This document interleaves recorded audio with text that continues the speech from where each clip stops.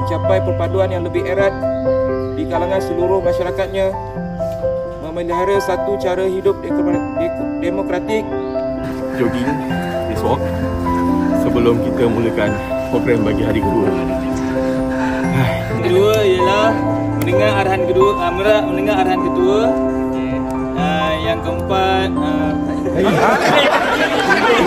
hari ini dua champion, dua menangan. Kerjasama, skill ataupun mainan yang ada kita kena cukuri lah, walau kita tak dapat. Tenang je, jangan gelabah. Yang menjadi kita dah gelabah. Kawan. Kita tenang, bawa tenang.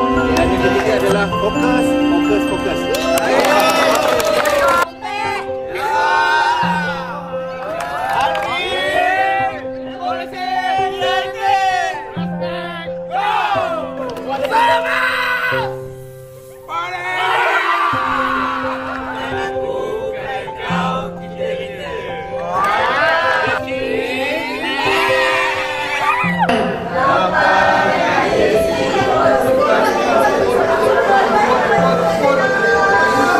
Ini menjadikan saya lebih bersemangat untuk bekerja.